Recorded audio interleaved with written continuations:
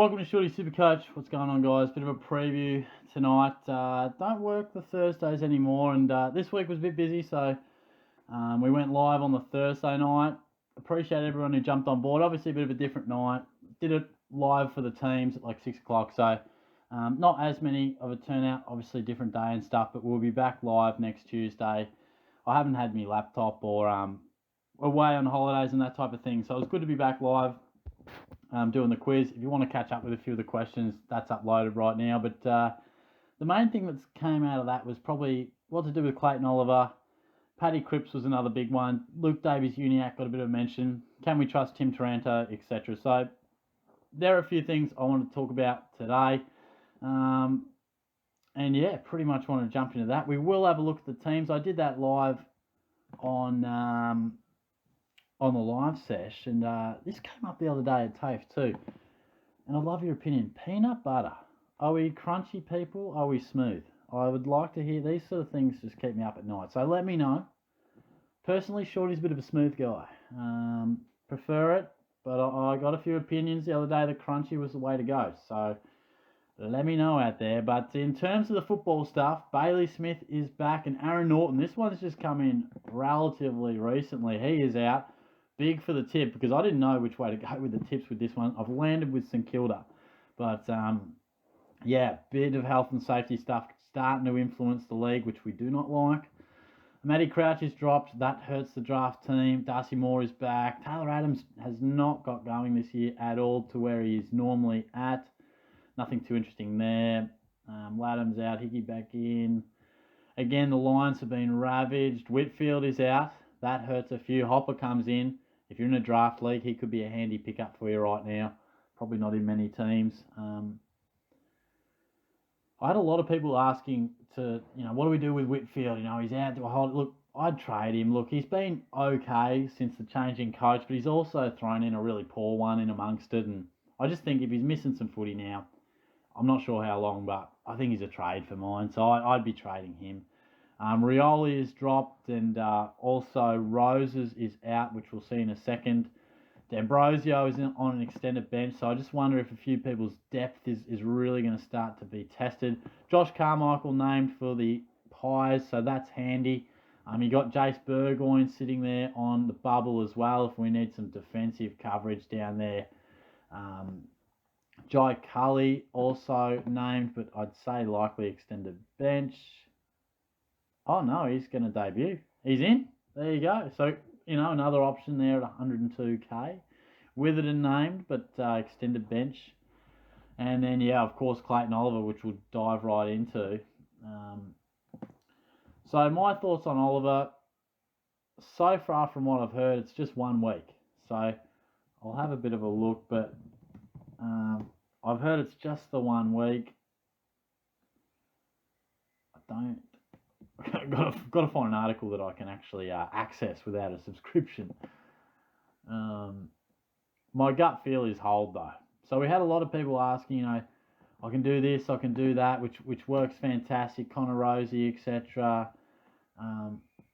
That's great. But if Oliver only misses a week, you're going to be doing the last 4 or 5 weeks of your side and the competition, without one of the top 2 to 3, 4 scorers in the game.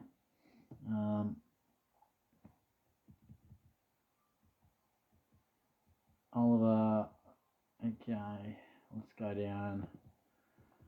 Oliver, 3 times had surgery on a thumb, he fractured. Yeah. Oliver's been pushing hard to line up in the crucial clash, but the Demons will not take any risks. Clayton's someone that's very competitive, very determined. He's doing everything he can to get up. It's just not worth the risk at the moment. Yeah, look. That to me sounds like a 1 weeker. I'm holding Oliver. What I will do is I will trade Hoff to Taranto and then cover Oliver in that way. But look, I'm going to have to back in Carmichael. Not ideal.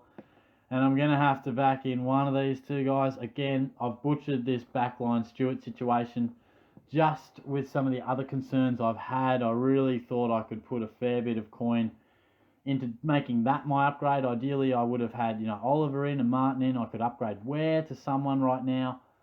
It hasn't panned out like that. I will make a judgment call. I could potentially make a different change, but I think Taranto's the guy. I know he hasn't been great. He's been slow, but I think Taranto has the ability to still average 100 for the rest of the year. New coach, new system. He's back from injury. He's racked up 2 tons. Looks to be back to some of his better footy. Didn't get going in the first half, but I'm happy to back him in at that price. Someone mentioned Dangerfield as well. You know, it's got to be worth a thought. If you're really struggling for cash, you could do a lot worse than Dangerfield at 440. And Paddy Cripps is the other one I wanted to talk about. And look, these decisions just come down to how many trades you've got. If you're sitting there, you've got 5 or 6 trades, then yeah, you can probably afford to pull the trigger on a Cripps. But if you've got 1 or 2 or 3, you just got to be patient. You can't be trading out a guy who is capable. Now look at this. Where did this come from? You know, the bloke was on fire through the middle or early stages of the season. And then just 4 sub-ton scores. They're not disasters. Like, they're all in the 90s. They're not disasters. I thought his game against the Saints was really good. Otherwise, he's been struggling to get beyond the mid-20s in touches. But I'm backing Cripper in. He hasn't quite reached those lofty heights at the start of the season, but I just think it depends. If you have the luxury to trade him out or even build up your M9, I think that's what you're probably more likely to do.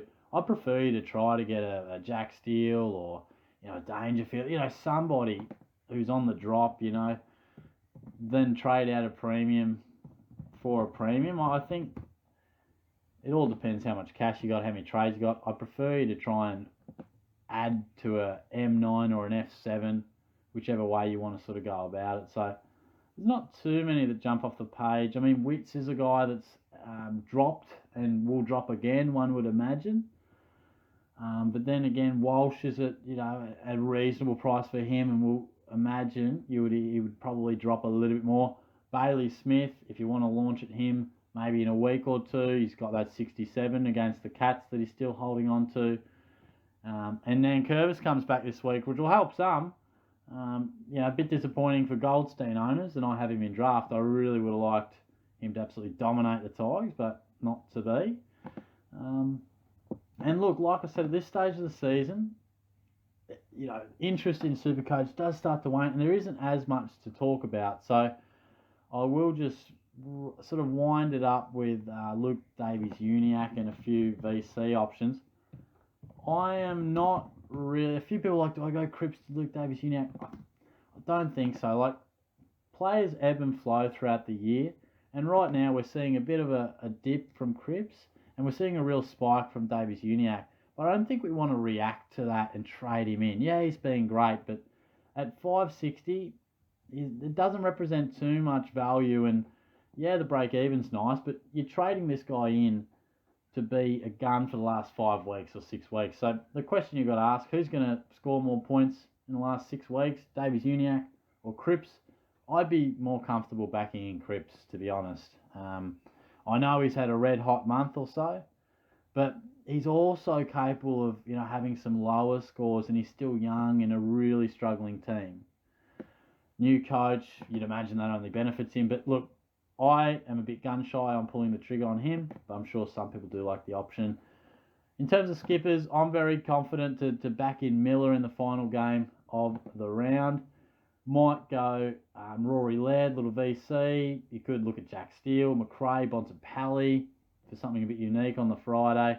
I hear Ash is going to tag Neil, and of course Brisbane are relatively depleted, and Neil was largely tagged out of the game last week. So otherwise, some of our big rucks, you know, Gawn should do a number on Port. He should get back to more of his best.